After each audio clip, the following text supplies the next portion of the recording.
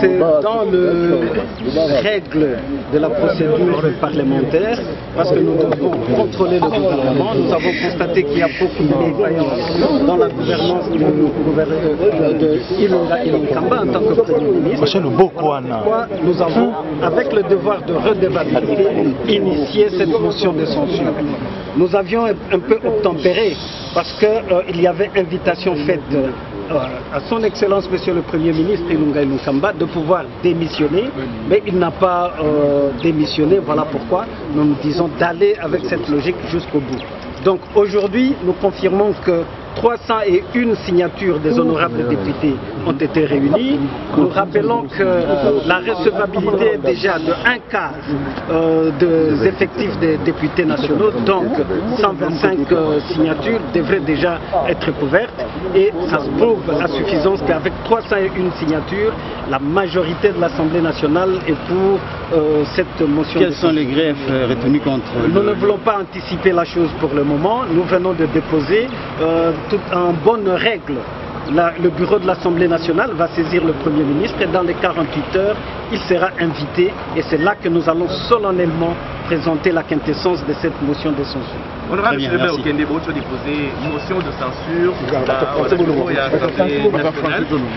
Donc, vous avez confirmé un groupe de mini pour reprocher la gouvernement Ilunkamba. Mais combien de signatures pour confirmer que tout a déposé motion de censure, pour l'équipe motion de censure et l'andakande sanction oyo par représentant et peuple balingi ko infligé le gouvernement compte tenu ya auto benga dans le poteau de voir ya redevabilité. Baimboka basi baebi ndenge ya kokonza mboka na biso et ali malamute yango wana biso lokola ba représentant ya peuple tolobaki toyoka mingongo ya population na biso kolela ya population na biso to koka ko adresser na premier ministre Ilunga Ilunkamba motion de censure aya ko s'expliquer ceux qui tozali convaincu te to komati na vote ya motion de censure pour na déchéance ya gouvernement na ye. Mais est-ce que la signature ici est Kangami et ali 301 signatures. Donc et l'équipe même nombre il y a recevabilité, il y a motion de censure dans l'Assemblée nationale. Donc là, dans les 48 heures, bureau et Assemblée nationale et qu'on transmettre yango na Premier ministre Bongo Nasima Akoya na Assemblée nationale pour se défendre Toyo Kaye de Tokosukisa na vote et motion de censure.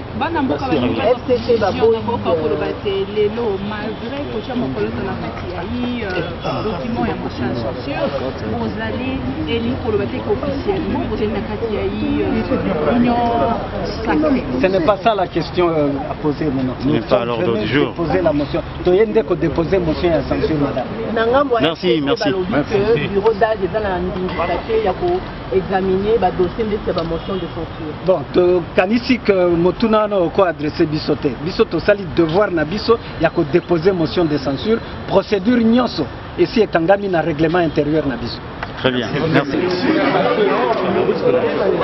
C'est que le bureau d'âge a reçu mandat. Le problème que nous avons avec les arrêts de la Cour, c'est qu'ils sont assez longs. Ça peut faire 8 ou 10 feuillets, mais nos amis de FCC n'ont pas toujours le temps de lire un arrêt de 8 feuillets. C'est beaucoup pour eux. Et vous accusez de violer la Constitution à tout moment des règlements intérieurs? Je viens de vous dire qu'ils tiennent et ils vous accusent, eux c'est qui? Le problème du FCC, je vous l'ai souvent dit, c'est qu'ils ont des problèmes pour comprendre les textes juridiques. Vous comprenez? Quand ils disent vous violez la Constitution est ici, dites quel article on viole. Et puis dans ce pays, l'organe qui est compétent pour juger de la violation de la Constitution, c'est la Cour constitutionnelle. Ce n'est pas le FCC, les gens qui ont violé. Bon, ce sont les descendants de l'AMP qui ont volé la Constitution pendant 18 ans, qui vont nous donner des leçons.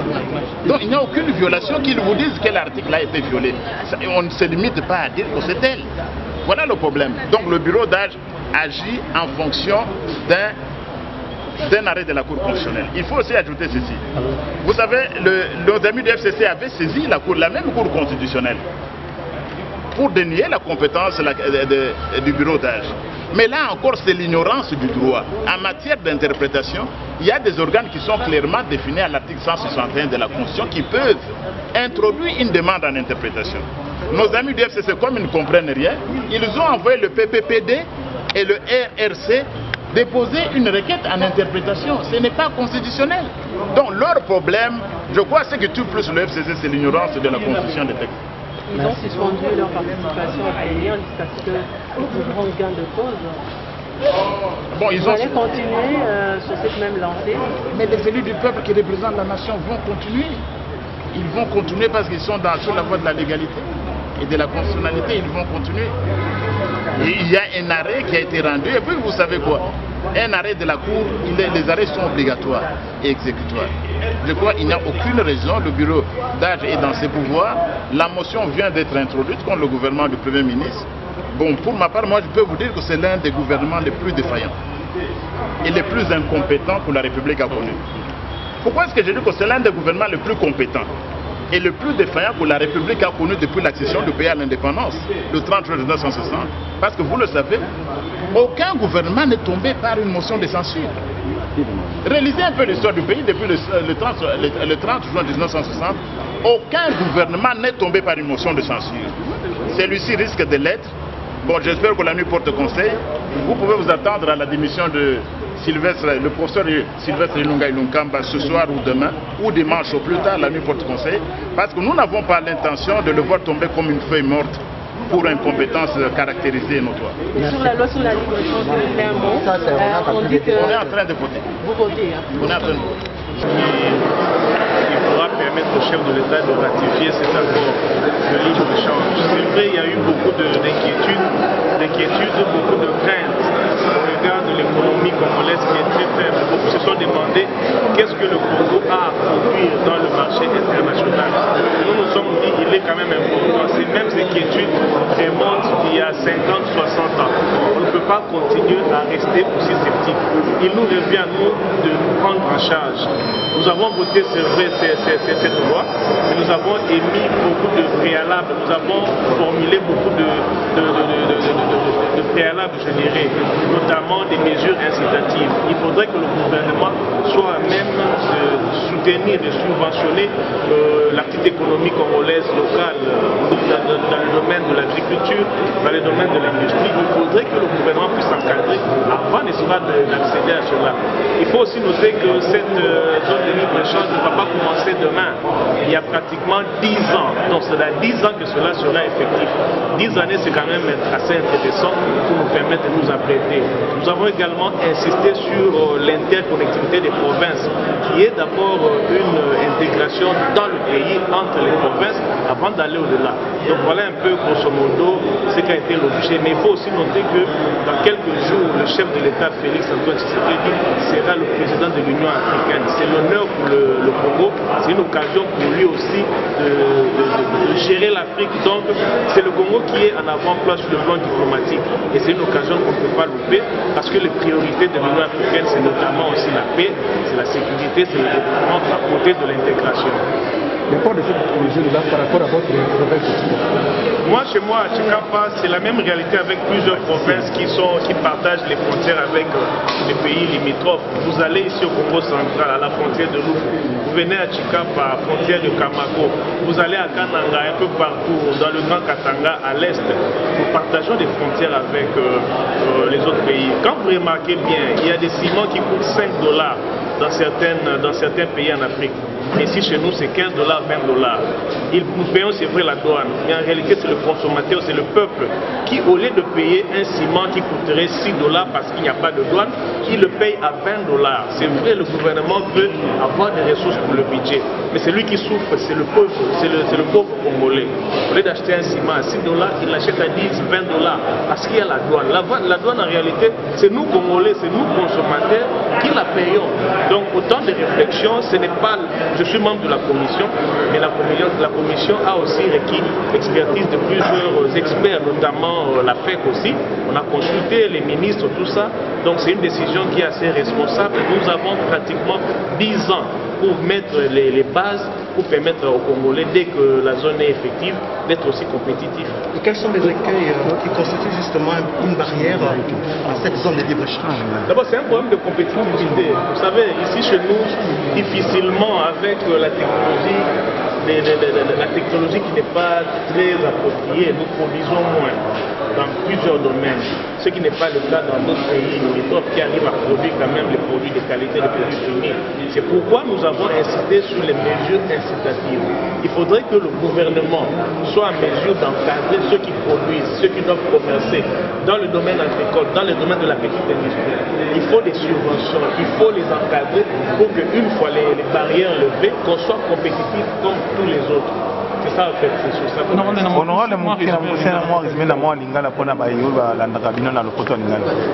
Ah, tu as voté loi moko eza quand même Yamotuya parce que ils ont concerné la zone de libre-échange en Afrique. Vous avez vu que na Mikoloza Koya, au conseil Mboka, Félix Antoine Tshisekedi, a comme président de l'Union africaine.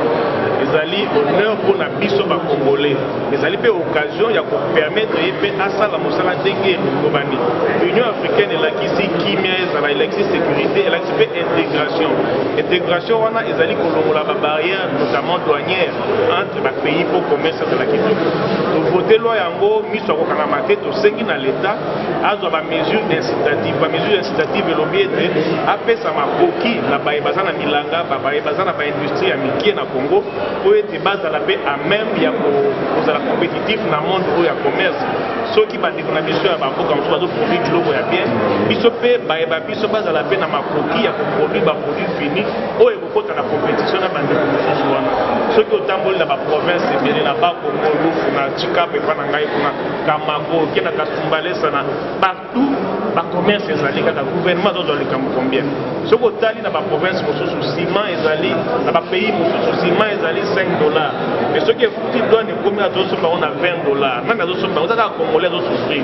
Mais ceux qui sont locaux, il y a ciment, il y a $5, on a transport, quand il y a $1, d'autres, on a $6.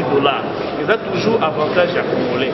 Mais Congolais, on a fait, il faut pas faire ça, il y a un produit, il y a un produit, pour faire un échange, il y a un malam, le bipé du campo, il y a une province écoutana. Donc, intégration fait dans la carte du Congo. Et pour que nous avons 10 ans pour que et Salama. Et là, on a la carte de mon pays pour qu'on ratifier.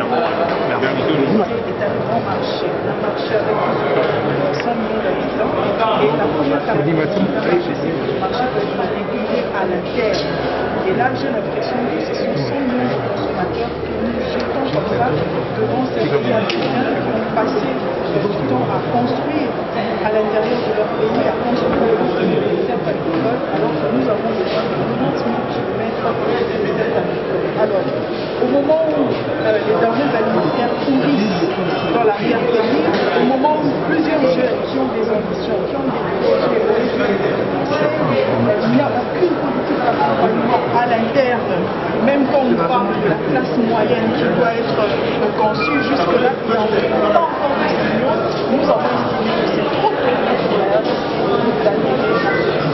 créer un marché alors que la République démocratique du Congo n'a pas une identité économique. En termes de participation, vous ne voyez pas que la RDC ne participera pas à 100%? Exactement, vous avez raison, parce que quand on dit l'échange, c'est d'abord un rendez-vous pour donner et de recevoir. La RDC va donner quoi? Ce qui est sûr, c'est qu'elle va recevoir. Elle va recevoir beaucoup parce que nous connaissons l'influence du marché qui se trouve dans nos frontières, notamment entre l'Angola, le marché qui a paralysé à un moment donné l'économie de notre pays, et le Rwanda, les collègues qui sont élus du Nord et du Sud nous parlent de l'influence qu'a le marché rwandais sur le marché congolais. En tout cas, il est temps pour nous, surtout nous politiques, de constater les dégâts. Les dégâts, c'est quoi? C'est que pendant que les autres construisaient, pendant que les autres projetaient, envisageaient le bien-être de la population, nous passons le temps à des guerres entre nos frontières, à des conflits inutiles qui aujourd'hui nous dépassent à nos responsabilités. Merci honorable. Merci. Et vous savez, avec la douane, nous sommes en train de perdre énormément d'argent. Mais si nous ratifions cet accord, nous pouvons accroître notre recette douanière de 70%. Pourquoi? Parce qu'on ne parvient pas vraiment à contrôler l'importation, tout simplement parce qu'il y a des corruptions, il y a des fraudes massives. Mais si on supprime la douane, on revient à la taxation via l'impôt. Et quand on va taxer la marchandise à travers l'impôt, on gagne parce qu'on contrôle. Il n'y aura plus de fraude, il n'y aura pas de corruption au niveau de la frontière. Parce que vous savez que notre frontière est poreuse et ça fait en sorte qu'il y a plusieurs entrées de marchandises. Autant libéraliser, mais aller taxer au niveau de l'impôt. D'ailleurs, à l'Est, nous sommes en train de faire le commerce transfrontalier et les pays de part et d'autre, la population sont en train de faire des échanges. Ça fait des années que nous faisons des échanges transfrontaliers. Donc c'est en fait l'application même de cette loi ZLECAf. Donc il faut qu'on puisse formaliser pour que la population puisse être en paix, pour diminuer avec la tracasserie, parce qu'il y a des camions qui font 2 à 3 jours, même une semaine au niveau de la barrière. Il faut gagner sur le temps et il faut rentabiliser sur l'économie de notre pays. Certains de vos collègues disent que cette loi n'est pas bénéfique pour notre pays, étant donné que nous ne produisons rien, nous risquons de subir la production. Nous avons gelé cette loi, ça fait plus de 3 ans, ici dans notre pays. C'est presque 5 ans qu'on gèle cette loi-là, de libre-échange. Mais ce n'est pas le problème. Le problème de la RDC, c'était un problème politique. On dit toujours, faites-moi de la bonne politique, je vous fais une bonne économie. On avait des problèmes politiques et nous sommes en train de dépendre des pays extérieurs. Ça fait plus de 20, plus de 30 ans. On est à Kinshasa, tous les produits vivriers qu'on consomme, à 80%, ça vient de l'étranger. Donc on ne doit pas nier ça.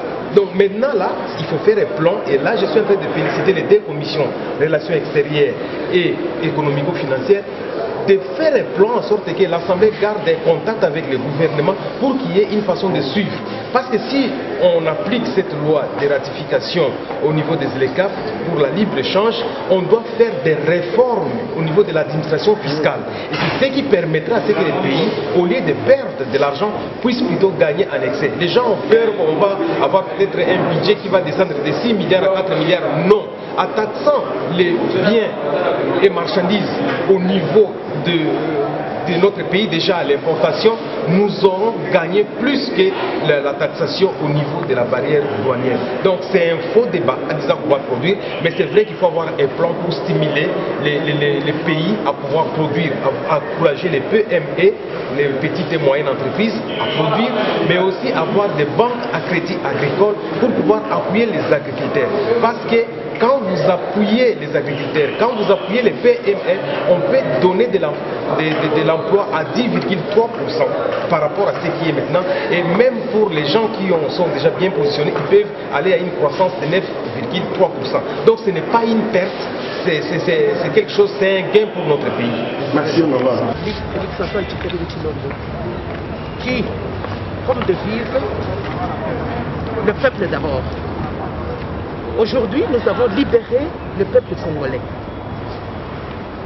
Vous savez que notre économie est d'abord informelle.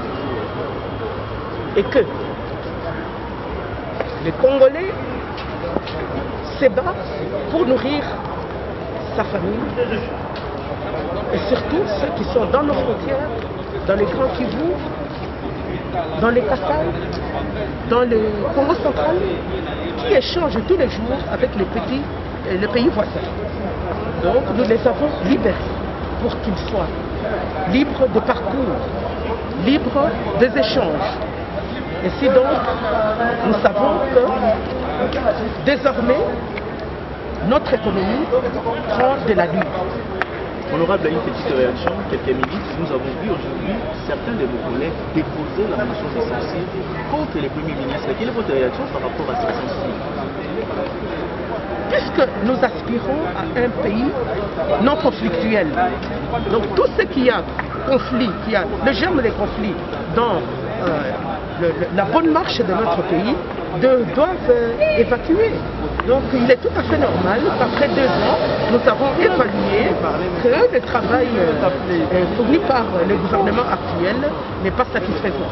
Il est tout à fait normal qu'à notre qualité d'élus du peuple et des défenseurs de droits citoyens, des Congolais, de notre base, qu'il est plus que temps que nous puissions nous mettre au travail. Merci. Le conflit, parce que vous voyez que le Premier ministre, il nous a déçus